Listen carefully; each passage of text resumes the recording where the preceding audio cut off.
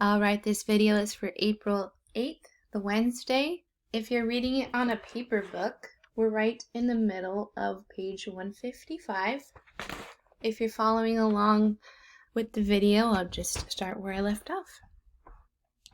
For the first time, the quest felt real. I was actually leaving Half-Blood Hill. I was heading west with no adult supervision, no backup plan, not even a cell phone. Sharon said cell phones were traceable by monsters. If we used one, it would be worse than setting up a flare. I had no weapon stronger than a sword to fight off monsters and reach the land of the dead. Sharon, I said, when you say the gods are immortal, I mean, there was a time before them, right? 4 ages before them, actually. The time of Titans was the 4th age, sometimes called the Golden Age, which is definitely a misnomer.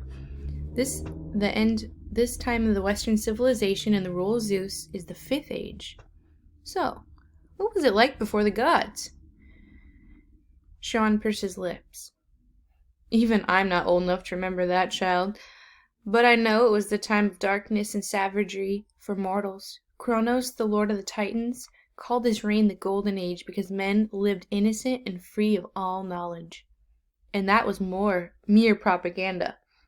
The Titan King cared nothing for your kind except as appetizers or as a source of cheap entertainment.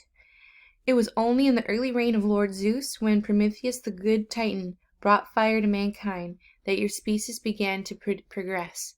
Even then, Prometheus was branded a radical thinker. Zeus punished him severely, as you may recall. Of course, eventually the gods warmed to humans, and the Western civilization was born. But the gods can't die now, right? I mean, as long as Western civilization is alive, they're alive. So even if I fail, nothing could happen so bad it wouldn't mess up everything, right? Sharon gave me a melancholy smile.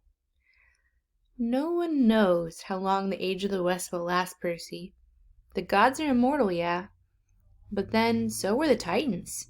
They still exist, locked away in their various prisons, forced to endure endless pain and punishment, reduced in power, but still very much alive. May the fates forbid that the gods should ever suffer such a doom, or that we should ever return to the darkness and chaos of the past. All we can do, child, is follow our destiny. Our destiny. Assuming we know what that is. Relax, Sean told me. Keep a clear head and remember, you may be about to prevent the biggest war in human history. Relax, I said. I'm very relaxed. When I got to the bottom of the hill, I looked back. Under the pine tree that used to be Talia, daughter of Zeus, Sharon was standing in full horseman form, holding his bow and high stature. Just your typical summer camp send-off by your typical centaur. Argus drove us out of the countryside into the western Long Island. It felt weird to be on the long highway again. Annabeth and Grover sitting next to me as if we were normal carpoolers. After 2 weeks at Half-Blood Hill, the real world seemed like a fantasy. I found myself staring at every McDonald's, every kid in the back of his parents' car, every billboard and shopping mall. So far, so good, I told Annabelle. 10 miles and not a single monster. She gave me an irritated look.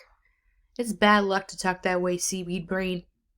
Remind me again why you hate me so much? I don't hate you. Could have fooled me. She folded her cape of invisibility. Look, we're just not supposed to get along, okay? Our parents are rivals? Why? She sighed. How many reasons do you want? One time, my mom caught Poseidon with his girlfriend in Athena's temple, which is hugely disrespectful. Another time, Athena and Poseidon competed to be the patron god for the city of Athens. Your dad created some super saltwater spring for his gift. My mom created the olive tree. The people saw that her gift was better, so they named the city after her. They must have really liked olives. Oh, forget it. Now, if she invented pizza, I can understand. I said forget it. In the front seat, Argus smiled. He didn't say anything, but one blue eye in the back of his neck winked at me.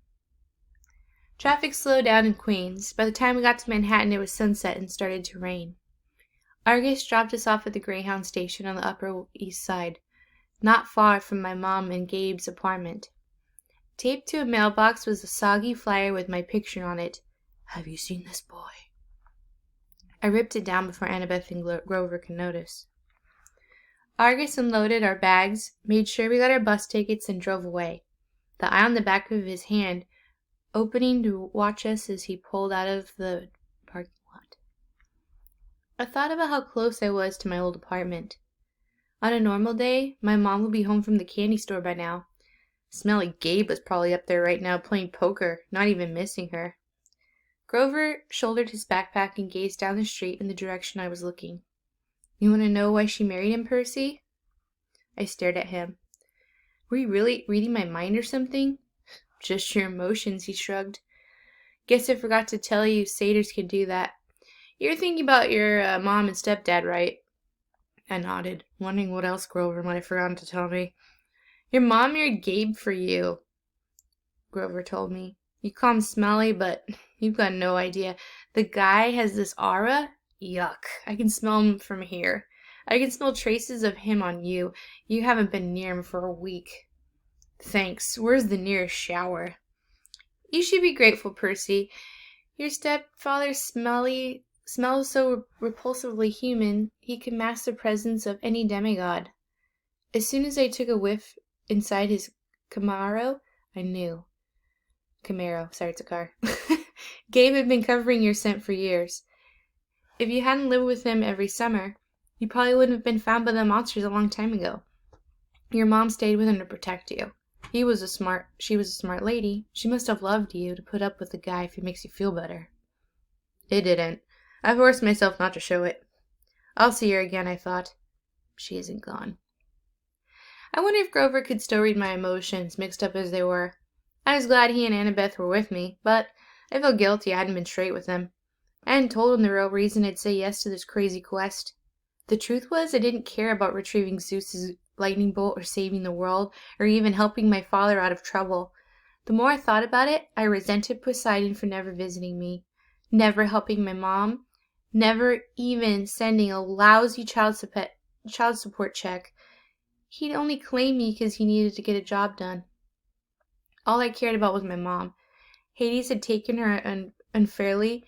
Hades was going to give her back.